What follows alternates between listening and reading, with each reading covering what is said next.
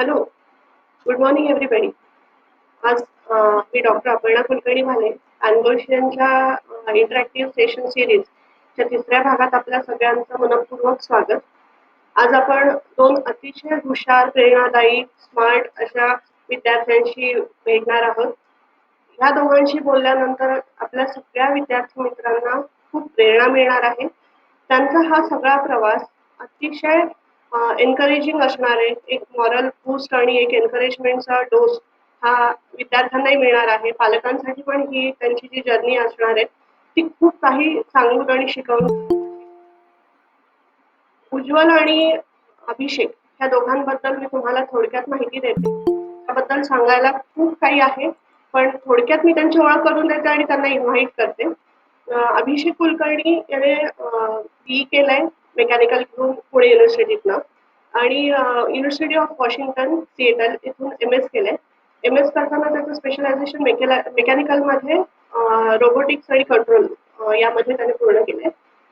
उज्ज्वल ह्याने बी मेकॅनिकल पुणे युनिव्हर्सिटीतूनच पूर्ण केलंय आणि त्याने त्याचा MS हे युनिव्हर्सिटी ऑफ ह्याच्यातनं केलंय, university of southern California Los Angeles इथून केलंय आणि MS करताना त्यांनी त्याचं स्पेशलायझेशन हे इंडस्ट्रियल अँड सिस्टीम्स इंजिनिअरिंग या विषयात केलेलं आहे.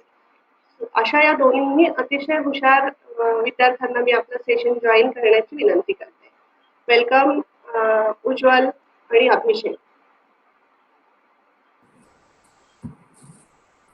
Hello. Thank you so much. Thank you. Welcome session. माझा आवाज आणि व्हिडिओ आहे म्हणजे Yeah. सगळ्यांना ऐकू येतं? I hope I'm audible. Hello. Hello. Hello. आवाज येत नाहीये? येतोय. मला येतोय.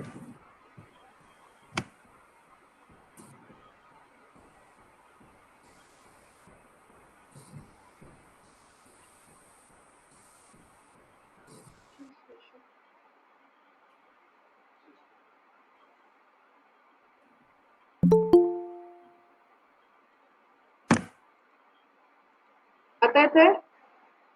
हो हॅलो. येतोय? हो. Yes.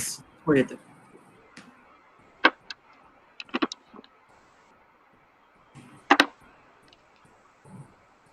हॅलो. हॅलो. आवाज येतोय? हो येतोय. तुझा आवाज येत नाहीये मला इकडे. माझा येतोय आवाज? हॅलो. हॅलो. मला येतोय. हॅलो. मला पण येतोय. राईट. माझ्या इंटरनेटचा प्रॉब्लेम. बाकी सगळ्यांना मी आतापर्यंत काय बोलली ते ऐकू आलंय का? प्लीज मला कोणी सांग. हो ऐकू आलंय. हो ऐकू येतंय. ग्रेट. मी या दोघांना इंट्रोड्यूस केलं ते तुम्हाला ऐकायला आलंय? हो त्या दोघांचा पण आवाज येतोय आम्हाला. ग्रेट. अभिषेक आणि उत्तल सेशन मध्ये तुमच्या मनपूर्वक स्वागत आणि तुमच्या दोघांकडनं आम्हाला खूप काही गोष्टी जाणून घ्यायच्या आहेत. सो अगदी सुरुवात करायची झाली तर तुमच्या पूर्ण एज्युकेशनल जर्नी बद्दल म्हणजे स्कूल असेल, कॉलेज असेल त्याबद्दल एक ब्रीफ आयडिया आमच्या सगळ्या ऑडियन्सला जर दिली तर, कारण आपला ऑडियन्स हा अगदी स्कूल गोईंग पासून इंजिनिअरिंग पर्यंतचा सगळं असणार आहे. तर तुम्ही तुमच्या स्कूल आणि कॉलेज जर्नी बद्दल, लाईफ बद्दल जर शेअर केलं तर खूप छान होईल. सो अल्फाबेटिकल म्हटलं तर स्टार्ट. चालेल. सो माझं स्कूलिंग मोस्टली पुण्यातच झालं. 4th स्टँडर्ड नंतर सिंहगड स्प्रिंगडेल स्कूल आणि त्याच्यानंतर मला तेव्हा 7th 8th पासूनच असं सायन्समध्ये इंटरेस्ट असल्यामुळे तेव्हा मला वाटलेलं की मला इंजिनिअरिंगच करायचंय. सो 10वी नंतर पण 11वी 12वी मध्ये PCMच घेतलं मी आणि गरवारे कॉलेजमध्ये होतो. ड्युरिंग त्या 2 वर्षात मी ते IIT JEE पण त्याचं पण प्रिपरेशन केलं, पण ते काही तेवढं पॅन आउट झालं नाही. सो पुण्यात मॉडर्न कॉलेज ऑफ इंजिनिअरिंगमध्ये मेकॅनिकल इंजिनिअरिंग मध्ये बॅचलर्स केलं आणि तेव्हा पण असं एमच होतं की पुढे मास्टर्स करायला US किंवा जर्मनीमध्ये जायचंय. सो त्याप्रमाणे 2nd third year onwards preparation सुरू केलेलं मी.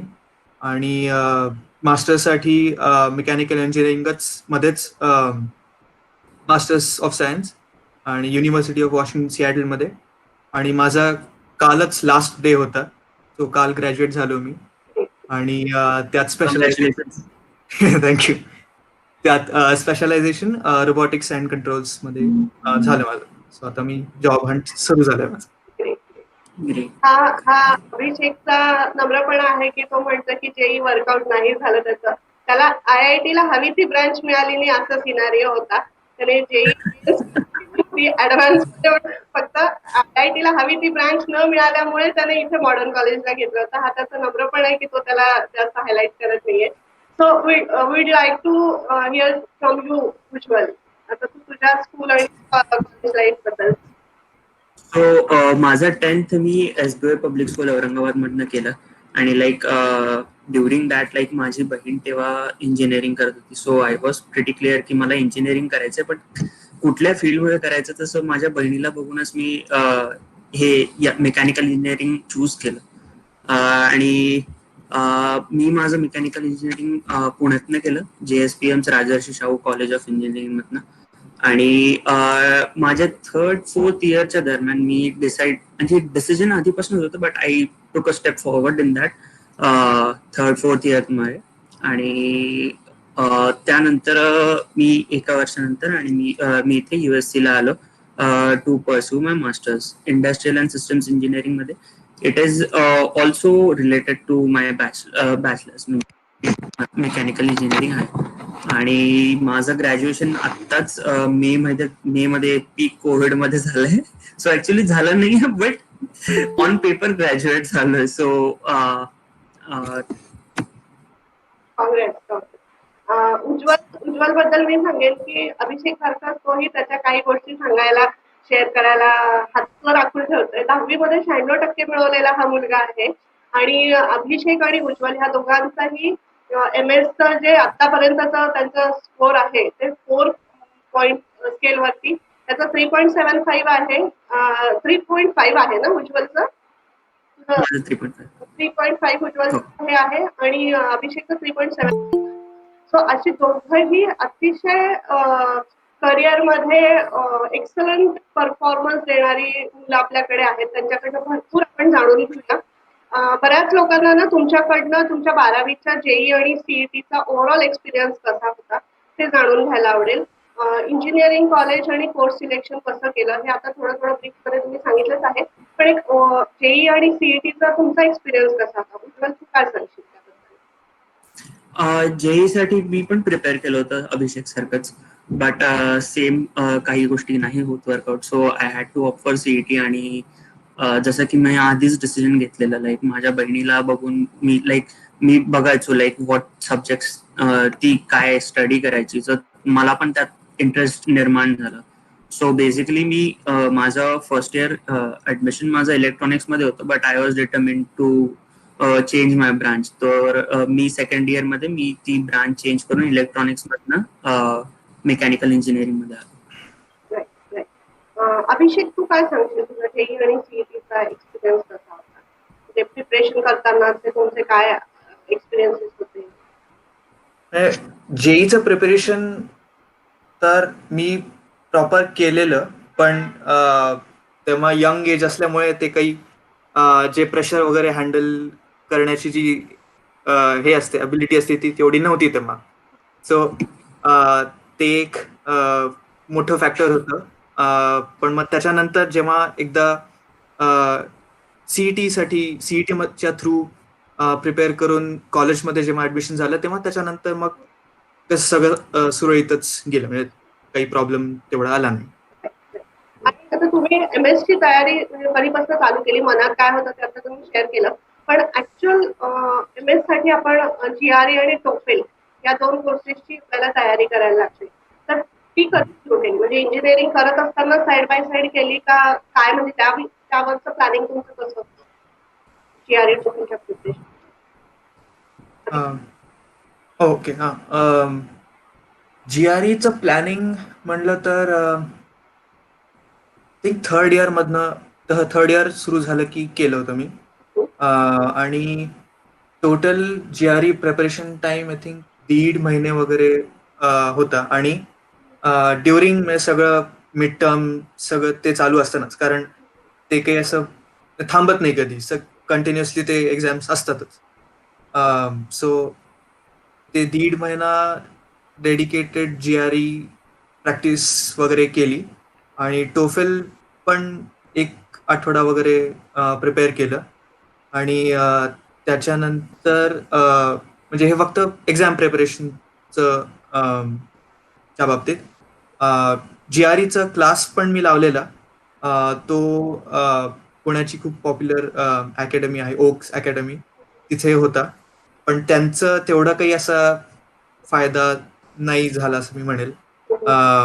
सो सेल्फ स्टडीवरतीच सगळं जे काही आहे ते डिपेंड करतं. सो आणि तुझा GREचा स्कोर जो होता तो जरी ऑडियन्सला सांगितला तर खूप इन्स्पायरिंग आहे तो. तर तो शेअर केलास तर अजून छान होईल. म्हणजे एवढ्या वरती तुझा जे आलेला स्कोर होता तो खूपच फॅन्टास्टिक होता. त्याच्यामागे काहीतरी तुझं प्लॅनिंग होतं ते पण तू सांग. 340चं GRE असते. आउट ऑफ 340 अभिषेक स्कोर किती होता? त्याचे 2 सेक्शन्स असतात, एक मॅथ्सचा आणि एक इंग्लिशचा. तो इंग्लिशमध्ये 158 होते. आणि सो 340 मध्ये 170 स्प्लिट असतं. सो इंग्लिश 158 आणि मॅथ्समध्ये 170. आणि अजून एक एसेचं पण सेक्शन असतं, त्यात ते आउट ऑफ 6 मार्क्स असतं. तर त्याच्यात 4 मिळाले होते. 340 पैकी तुला 328 काहीतरी स्कोर येत होता. 328. 328 ला त्याला अतिशय प्लॅन्ड आणि सिस्टमॅटिक प्रिपरेशन केल्याचा हे परिणाम आहे.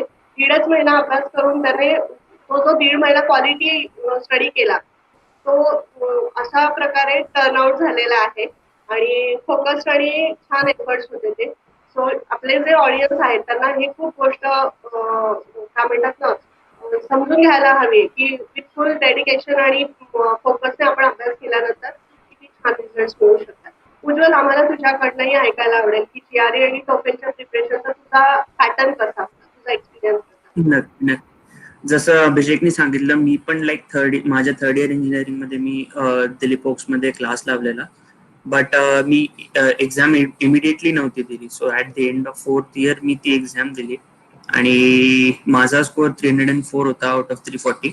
आणि एस सेक्शन मध्ये मला 4 होते out of 6. So same goes for both of us. Like preparation time थोडा व्हॅरी करू शकतो, म्हणजे कोणाला जर थोडा नवीन पॅटर्नला असेल तर तुम्हाला थोडा वेळ लागेल. But like anywhere between 2 months to 2.5 months is more than sufficient to get prepared for GRE and TOEFL. मुलांना तुम्हाला सगळ्यांना लक्षात आलं असेल की फोकस्ड एफर्ट्स घेतले, डेडिकेशन ठेवलं तर किती छान रिझल्ट मिळतात. उज्ज्वल, तू मला सांगत युनिव्हर्सिटी आणि कोर्स सिलेक्शन साठी काही क्रायटेरिया होते का तुझे MS साठी? हो, लाईक सगळ्यात आधी मी हे फिक्स केलं होतं की मला कुठल्या फील्डमध्ये करायचंय. Like that was my priority rather than going for college. So तेव्हा मी खूप सारे स्टडी केला माझ्या फ्रेंड्सच्या सिनियर्स सोबत जे इथे होते US मध्ये ऑलरेडी, त्यांच्याशी कॉन्टॅक्ट केला आणि त्यांच्याशी इन्साइट्स घेऊन मी डिसाईड केलं की मला इंडस्ट्रियल अँड सिस्टम्स इंजिनिअरिंग मध्ये पुढे MS करायचंय. आफ्टर दॅट मी प्रत्येक कॉलेजच्या वेबसाईटवर गेलो आणि चेक केलं की लाईक कुठल्या युनिव्हर्सिटीमध्ये कोर्स कसा असतो. आणि इथे लाईक युनिव्हर्सिटी टू युनिव्हर्सिटी तुमचा कोर्स करतो, कोर्सेस कुठले ऑफर करतात, सब्जेक्ट कुठले चूज करू शकतो. सो दॅट वे तुम्ही you short down your list to like 7 or 8 universities आणि मग तुम्ही अप्लाय करता. अभिषेक, तुझं युनिव्हर्सिटी सिलेक्शनचे क्रायटेरिया मोरावले तसेच होते का काही वेगळे होते? हो, असेच होते. अजून एक ऍडिशन त्याच्यात होतं की कधी म्हणजे असं युएसचे जे ऍडमिशन्स आहेत ते जनरली खूप होलिस्टिक असतात. म्हणजे असं नाही की ते फक्त GRE बघतात किंवा फक्त तुमचा वर्क एक्सपिरियन्सच बघतात. ते पूर्ण तुमचं रिसर्च इंटरेस्ट काय आहेत आणि बाकी सगळं आहे ते पूर्ण त्याचा विचार करून तुम्हाला ऍडमिट द्यायचं का रिजेक्ट करायचं असं विचार करतात. सो असं खूप फायद्याचं असतं की त्या युनिव्हर्सिटीमध्ये जे प्रोफेसर्स आहेत आणि त्यांचा जो रिसर्च चालू आहे आणि ते ज्या लॅबचा पार्ट आहेत त्याचा पण स्टडी जर केला तर ते पण फायद्याचं आहे की सो फॉर एक्झाम्पल मी आता या ज्या लॅबमध्ये होतो वॉशिंग्टनमध्ये ती प्रायमरीली कंट्रोल्स मेकाट्रॉनिक्स रोबोटिक्सची लॅब होती आणि मला म्हणजे पुण्यात असतानाच कळलेलं की इथेच जास्त असं इंटरेस्टिंग वर्क होतंय आणि म्हणजे त्या प्रोफेसरचे रिसर्च इंटरेस्ट आणि माझे इंटरेस्ट खूप अलाइन होत आहेत. सो जेव्हा ऍप्लिकेशनची वेळ आली तेव्हा मी स्पेसिफिकली मेन्शन केले होते की मला या प्रोफेसरच्या अंडर काम करायचं वगैरे वगैरे असं. सो ते पण जरा तो जो त्या भागाचा जो रिसर्च आहे तो पण जरा हेल्पफुल ठरू शकतो की ब्रांच वगैरे हे तर ऑफकोर्स तुम्ही मास्टर्स करताय तर तुम्हाला ते फिक्स झालंच पाहिजे. पण त्याच्या पलीकडे अजून एक्स्ट्रा जे फॅक्टर्स आहेत ते म्हणजे लॅब कुठली आहे आणि माझ्या बाबतीत फायनान्स पण मेजर कॉन्ट्रीब्युटिंग फॅक्टर होता. आणि मला अशा ठिकाणी जायचं होतं जिथे जी आहे बिग सिटी असेल. सो काही काही युनिव्हर्सिटीज आहेत ज्या बिग सिटीजमध्ये आहेत आणि काही काही असे कॉलेज टाउन्स पण आहेत. तो त्या टाउन्समध्ये फक्त ती युनिव्हर्सिटी आहे आणि तिकडचे ते मुलं आहेत, बाकी काहीच नाही. सो मला तसं नको होतं. म्हणून that was one of the factors that I also consider. Initial days तुमचं कसे होते म्हणजे तुझं वॉशिंग्टन थिएटरला इनिशियल डेज कसे होते ते कुठल्या कुठल्या लेवलवरती तुला कोप अप करावं लागलं कारण अगदी पुण्यात जाऊन वॉशिंग्टन थिएटरमध्ये सेटल होणं ते वेगळ्या वेगळ्या लेवल्सवरती असेल सोशली असेल कल्चरली असेल ते कसं केलं तसं माझं मेंटल प्रिपरेशन झालेलंच ऑलरेडी. सो असं काही कल्चरल शॉक वगैरे तेवढा काही नव्हता. आणि आता कल्चरल शॉक हे आय थिंक 1970s पर्यंत एक फिनॉमिनन होतं. त्याच्या पुढे सगळं इंटरनेट एक्सपोजर वगैरे असल्यामुळे आता तेवढं काही म्हणजे नवीन नसतं, सगळं ऑलरेडी माहितीच असतं सगळ्यांना. सो ते काही असं शॉक नाही मिळत कल्चरली. मेन इंडिपेंडन्सची जी सवय असते ती जर नसेल आधीपासून तर थोडा प्रॉब्लेम होऊ शकतो. पण सिन्स तुम्ही एज 23ला वगैरे जाता ते पण लगेच कोप अप करता येतात, त्याचा काही प्रॉब्लेम नाही.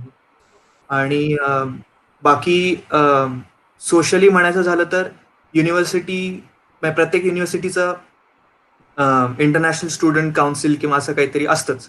सो ते जेव्हा तुम्ही इथे लँड होता तेव्हापासून ते पूर्ण तुमचं युनिव्हर्सिटी स्टार्ट होईपर्यंत असे बरेच सोशल इव्हेंट्स वगैरे ठेवतात. सो तेव्हा आपण नॉट ओनली US पण बऱ्याच जे बाकीचे इंटरनॅशनल स्टुडंट्स पण आहेत म्हणजे सगळ्या कंट्रीजचे त्यांच्याशी पण कॉन्टॅक्ट वगैरे होतात. सो जेलिंग अप आणि बाकी इतर कल्चरच्या लोकांशी इंटरॅक्ट कसं करायचं वगैरे त्याची लगेच सवय होऊन जाते. सो ते पण खूप इझिली आपण इंटिग्रेट करू शकतो सोसायटीमध्ये. उज्ज्वल तुझा एक्सपिरियन्स कसा होता इनिशियल डेजचा? Initial days pretty much similar to Abhishek, but like मी ऍड करेल की like you are not alone. Like तुम्ही एकटे नाही जे US ला MS करायला आलात. तुमच्यासोबत बरीचशी मुलं असतात लाईक आणि जसं त्यांनी सांगितलं काही असोसिएशन असतात जे तुम्हाला हेल्प करतात ते पण असतं किंवा तुम्ही लाईक तुम्ही सगळे जर फ्रेंड्स मिळून जात असाल किंवा ओळखीचे असेल लाईक बिफोर गोईंग तुमची ओळख होऊन जाते. आजकाल तर नवीन नवीन व्हॉट्सअप ग्रुप्स क्रिएट होऊन जातात. So like contacting each other has become like very easy at fingertips I would say. So that is a very good point, plus point. आणि like तुम्हाला एक जनरल एक आयडिया असते की पुढे काय होणार आहे आणि काय नाही. आणि अबाउट कल्चरल थिंग्स लाईक इथे you get to know different people through projects. Like तुमच्या कोर्समध्ये जे प्रोजेक्ट्स असतात तुमची ग्रुप टीम जी बनते लाईक बरेचशा सब्जेक्ट्स मध्ये like you can choose your own team किंवा काही काही सब्जेक्ट्स मध्ये the professor provides you the teams. So they make sure की like from every background one student is there in each group. So तुम्हाला त्याची पण सवय होऊन जाते. उज्ज्वल, तुझ्या MS च्या स्पेशलायझेशन बद्दल थोडी माहिती देणार इंडस्ट्रियल अँड सिस्टम इंजिनिअरिंग या कोर्स बद्दल थोडी माहिती दे, सो दॅट बाकीच्यांनाही कळेल की त्याच्यामध्ये कोणत्या कोणत्या प्रकारचे सब्जेक्ट्स आहेत किंवा त्याचं स्वरूप कसं होतं त्या कोर्सचं. ओके, सो बेसिकली माझं बॅचलर्स मेकॅनिकल मध्ये झालंय आणि त्यानंतर एक फील्ड होते की लाईक जिथे तुम्हाला एक अशी फील्ड आहे ज्यामध्ये तुम्हाला अनालिसिस पण करायचं आहे, ज्यामध्ये तुम्हाला डिसिजन्स पण घ्यायचे आहेत आणि ज्यामध्ये तुम्हाला घेतलेले डिसिजन्स बरोबर आहेत किंवा नाही आहेत किंवा तुम्ही ते कुठल्या पद्धतीने तुम्ही ते बरोबर करू शकता. तर ह्या सगळ्या गोष्टींचं एक मिक्सचर म्हणजे माझं इंडस्ट्रियल अँड सिस्टम्स इंजिनिअरिंग आहे. त्याच्यात म्हणजे प्युअर मेकॅनिकल होतं का थोडे आणि काही वेगळ्या सब्जेक्टचं कॉम्बिनेशन पण? कोर मेकॅनिकलचे पण 1-2 सब्जेक्ट होते. मोस्टली थोडं मॅनेजमेंट रिलेटेड टॉपिक्स होते आणि काही टॉपिक्स रिलेटेड टू स्टॅटिस्टिक्स होते. So which help you in getting analytics side. Abhishek, तुझ्या कोर्स बद्दल सांगा, रोबोटिक्स आणि कंट्रोल याच्याबद्दल थोडंसं एक ब्रीफ इन्फॉर्मेशन काय देशील? म्हणजे माझं पण base degree is mechanical engineering आणि रोबोटिक्स, कंट्रोल्स, मेकॅट्रॉनिक्स म्हणजे असं एक मिक्सचर आहे between mechanical, electrical engineering, computer science आणि अप्लाइड मॅथ पण. सो त्यात पण बरेच ब्रांचेस असू शकतात की तुम्ही डिझाईनमध्ये करू शकता किंवा सेन्सर्समध्ये करू शकता किंवा कंट्रोल्समध्ये करू शकता की रोबोट जर असेल तर त्याचं सॉफ्टवेअर कसं लिहायचं, मग डिझाईन कसं करायचं आणि ते डिझाईन रिअलाइज कसं करायचं. सो हे सगळे सब फील्ड्स पण आहेत. सो त्याचं एक ब्रॉड क्लासिफिकेशन म्हणजे robotics. Abhishek, now tell us something about importance of networking. Importance of Networking. हो, नेटवर्किंग. मे बी सगळ्यात महत्वाचं फॅक्टर जे तुम्हाला इथे जॉब देईल ते नेटवर्किंग आहे. म्हणजे एक असा बेस्ट अंडरस्टूड एक किस्सा एक आहे की लास्ट समर मध्ये मी इंटर्नशिप करत होतो इथे नेबरिंग सिटीमध्ये. सो तिथे लंच करत होतो मी आणि मॅनेजर, आणि एक दुसऱ्या टीमचा एक एम्प्लॉई येऊन आमच्यासोबत बसला आणि तो म्हणत होता की त्याचा एक मित्र आहे जो या फील्डचा आहे, आणि माझ्या मॅनेजरला त्यांनी विचारलं की आपल्याकडे अशी काही जागा आहे का की त्याला त्याच्या प्रोफाईलला सुटेबल अशी. सो कोइन्सिडेंटली तेव्हा ती रिक्वायरमेंट होतीच आणि त्या मॅनेजरला माहितीच होतं ते. सो तो म्हणला की हो आहे, तू ईमेल वगैरे कर त्याला. आणि त्याचा लिटरली तिसऱ्या दिवशी इंटरव्ह्यू झाला आणि तो दुसऱ्या आठवड्याला हायर पण झाला होता तिथे. सो ह्या सगळ्या किस्स्यावरनं आम्ही तेव्हाच तो मॅनेजर पण मला म्हणलेला की it does not matter what skills you have or what your degree is, it matters who you know. So नेटवर्किंगचं हे खूप इम्पॉर्टंट आहे इथे. उज्ज्वल, तुझ्याकडे काय एक्सपिरियन्स? नक्कीच मी अग्री करेल. Like meeting the right person at the right time is very important. कारण इथे तुम्हाला ऍक्च्युली इंडियामध्ये लाईक कुठल्याही कॉलेजेसमध्ये तुम्हाला नेटवर्किंगवर इतका भर कधीच दिला गेलेला नाही. So our networking is limited to like the students in your class. त्याच्या व्यतिरिक्त जास्तीत जास्त तुमचे प्रोफेसर्स. तर त्याऐवजी तुम्हाला बाहेरचं जग काय आहे, कुठे आहे ते तुम्हाला काही कळतच नाही. सो त्यासाठी तुम्हाला नेटवर्किंग खूप गरजेचं आहे. आणि लाईक आय वुड से की always take the first step.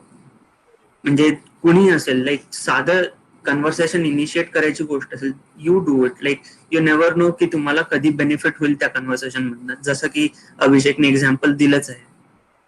अगदी खरं आहे, अगदी खरं आहे. नेटवर्किंग मुळे किती तुमचे चॅनल्स ओपन होतील ते सांगता येत नाही.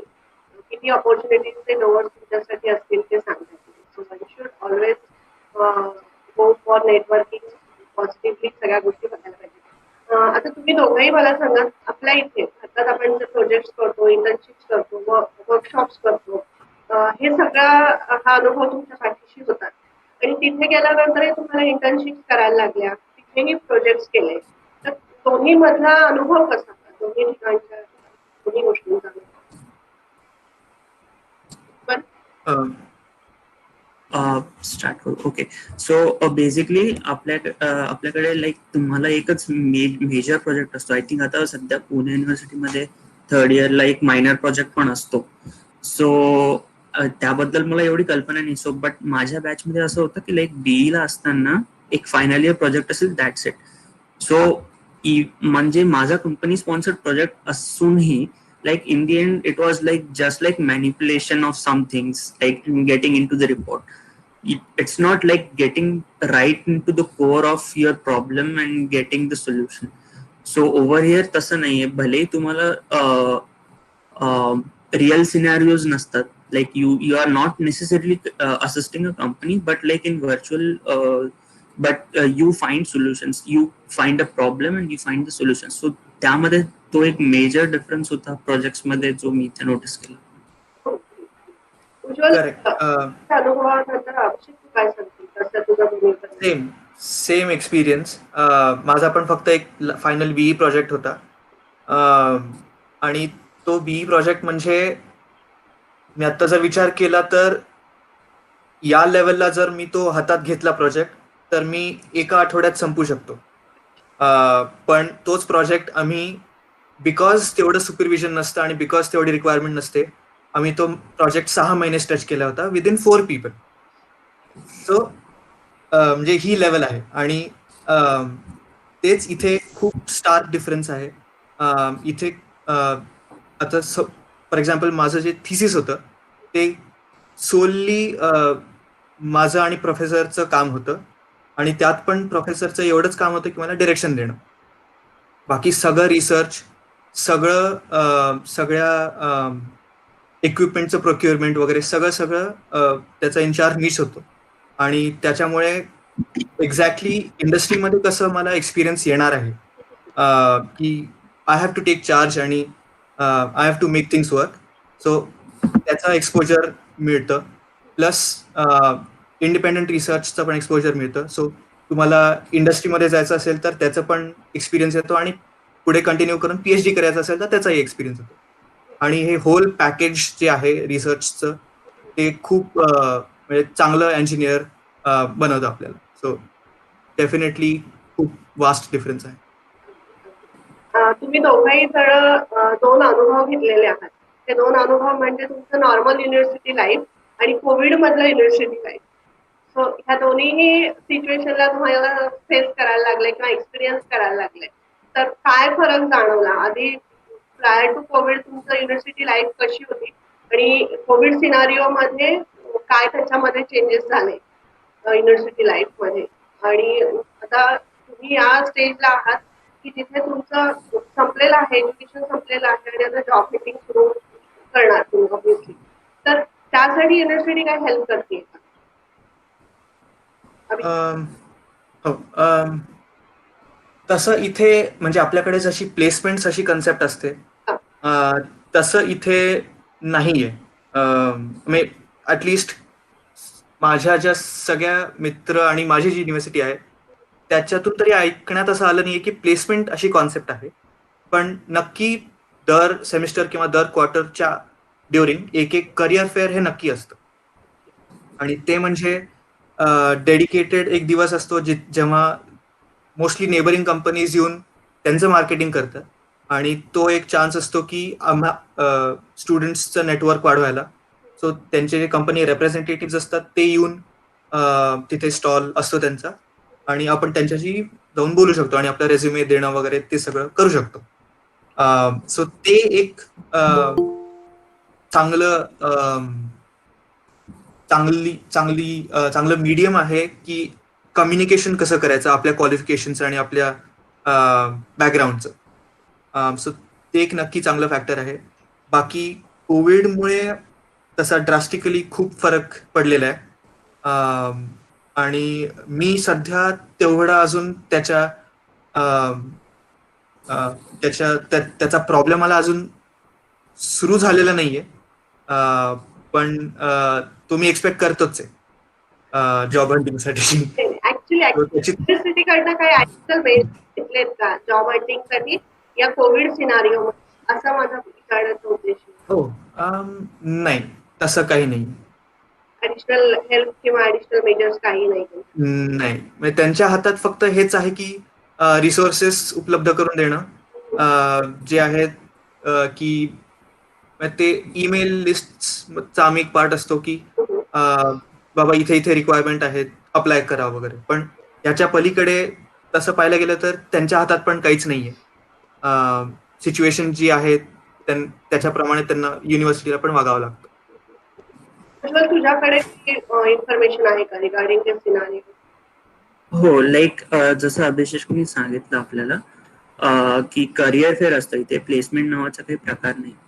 सो यावेळेस असं झालेलं की लाईक जसं त्यांनी सांगितलं की दर every semester there is a career fair.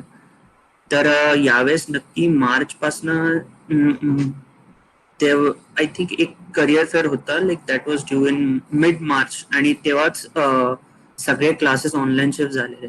So युनिव्हर्सिटीने एवढंच अरेंज केलेलं की like they shifted from actual career fair to virtual career fair. So तो एक तेवढा एक मेजर चेंज होता.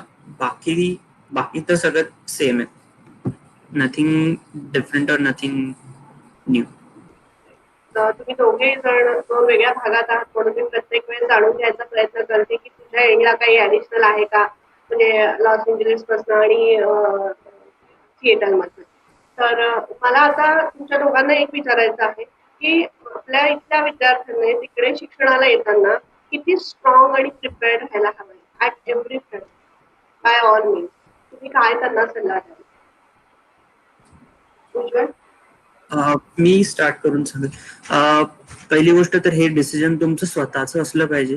Like if it is a force decision, it's not, you are not fit for here. Definitely नाही. कारण तुम्हाला इथे येऊन सगळ्या गोष्टींचं म्हणजे लाईक राईट फ्रॉम तुमचं खाणं तर लाईट टू असाइनमेंट करणं, हे सगळं तुम्हालाच करायचं, कोणी येणार नाहीये तुमचं करायला. So that is the main point की लाईक तुम्ही तुमची इच्छाशक्ती असली पाहिजे, विल पॉवर खूप स्ट्रॉंग असली पाहिजे, आणि you have to manage time. Like आणि ह्या गोष्टी लाईक ओव्हर अ पिरियड कळून येतातच, but at least you have to have that mindset की yes, I am ready to do this and I will do it. Abhishek, तू काय सांगशील? काय अगदी बरोबर आहे. म्हणजे स्वतःचा डिसिजन असणं ते तर महत्वाचं आहेच आहे की सगळे करतायत म्हणून आपण पण करूया, किंवा त्याच्यानंतर म्हणजे आता स्पेशली या बॅचचं तर खूपच जास्त टेस्ट झालेली आहे, कारण कोविड असल्यामुळे. सो एक्स्ट्रा मेंटल स्ट्रेंथची टेस्ट होतीये. या विल पॉवर वरतीच सगळं डिपेंड करतं. आणि मायनर फेलियर्स वगैरे आले तर त्याला बाजूला ठेवून कसं पुढे जायचं. आणि खूप रिजेक्शन्स, खूप फेलियर्स, सगळ्या गोष्टी मॅनेज करणं, पुन्हा फॅमिलीपासून दूर राहणं वगैरे, याचं आणि एक वर्ष व्हिजिट न करणं, प्लस विजाचे जे काही रेस्ट्रिक्शन्स आहेत ते पाळणं, ह्या सगळ्याचा जो हे सगळं मॅनेज करायला जे मेंटल स्ट्रेंथ लागते ती असणं गरजेचं आहे. आपण आता आपल्या ऑडियन्स कडनं काही क्वेश्चन्स आहेत का ते जाणून घेऊया. ऑडियन्स मध्ये कुणालाही काही विचारायचं असेल तर स्पीकर ऑन करून विचारू शकता. आणि प्रश्न विचारताना तो प्रश्न कुणासाठी आहे हेही मेन्शन केलं तर बरं होईल. कुणाला प्रश्न विचारायचा ऑडियन्स मधनं?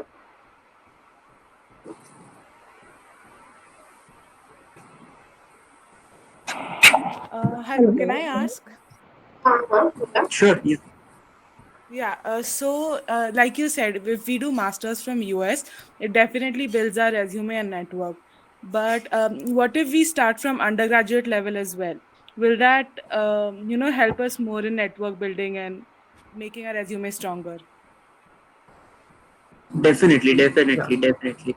Like, cause networking is like a type of system. You first understand it and then you grow it.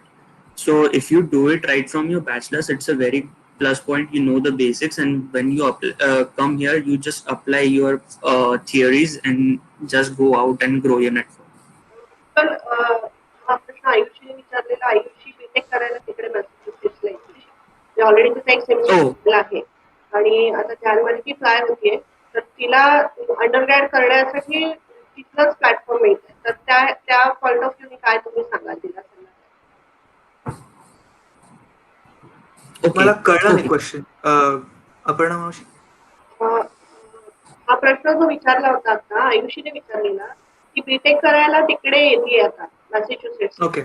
आणि तिचं Okay. ऑलरेडी सेमिस्टर इथे झालेला आहे, तर तिचा जो प्रश्न होता त्याचा रेफरन्स हा लक्षात घेऊन मग तुम्ही आन्सर केलं तर जास्त बरं होईल. ओके. हां, हां. सो हां, करेक्ट. सो बॅचलर्स करायला जर येत असेल तर 4 वर्ष मिळतात नेटवर्किंग करायला, which is a big plus. आणि सो या, आय मीन 4 वर्ष is equal to 8 career fairs. आणि 8 करिअर फेअर्सची प्रॅक्टिस झाली की त्याच्यानंतर तर म्हणजे मोर दॅन जी काय अडॅप्टनेस आहे की how to talk to people who know more than you, ते मास्टर्सपेक्षा आय वुड से जास्त येतं. सो त्याची काही काळजी करायची गरज नाही. आणि काही प्रश्न आहेत? अ, याच संदर्भात मी विचारू इच्छिते. अपर्णा, आवाज येतोय? हो, येतो येतो, बोल सुरू. की जसं आपण विचार करतो की ग्रॅज्युएशनला मुलींसाठी, आता सध्या मी विचार करेल की माझी मुलगी 11वीत आहे, तर ती डिझायनिंग करणार आहे. तर आपण असा विचार करतो की मुलींना किती सेफ आहे.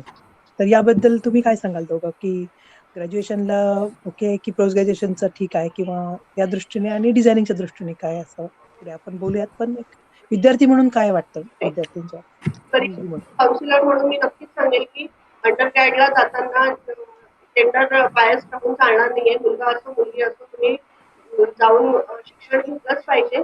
आणि as far as designing is concern, खूप ओपनिंग्स आहेत, खूप स्कोप आहे. आणि तुम्ही या दोघांकडे जर ऐकलं तर त्यांच्याकडे तुम्हाला हाच फीडबॅक मिळणार आहे. सो उज्ज्वल आणि तुम्ही ब्रीफमध्ये सांगाल तुमचा अनुभव कसा आहे.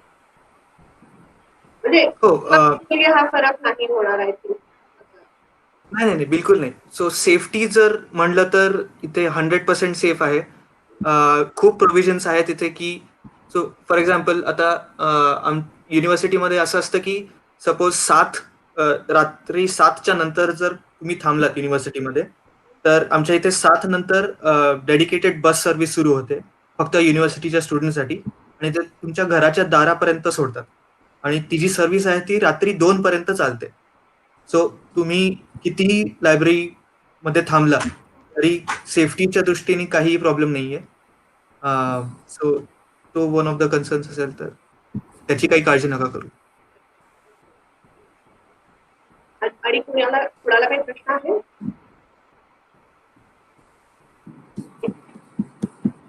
आपला कव्हर केलेला आहे. आणि या कुणाला काही क्वेश्चन्स असतील तर आपला जो ग्रुप आहे त्या ग्रुपमध्ये तुम्ही तुमचे प्रश्न टाका. तिथे नक्की आपण या सगळ्या प्रश्नांची उत्तरं दिली. आणि रात्रीचा त्यांचा वेळ सॅक्रिफाईस करून ते आपल्यासाठी इथे जॉईन झाले आहेत. सो अभिषेक आणि उज्ज्वल या दोघांनाही खूप खूप मनापासून धन्यवाद. तुम्ही आज पारदर्शनच्या या प्लॅटफॉर्मवरती आला, तिथे तुमचे सगळे एक्सपिरियन्स नोट सांगितले आणि एक एनकरेजिंग इन्स्पायरिंग थॉट्स तुमच्याकडनं आमच्या सगळ्यांपर्यंत पोहोचले. So I wish you all the best for your job hunting and future endeavours. आणि थँक्यू सो मच ऑडियन्स, तुम्ही जॉईन झाला त्यासाठी तुम्हाला सगळ्यांपासून आभार. थँक्यू. थँक्यू. Thank you.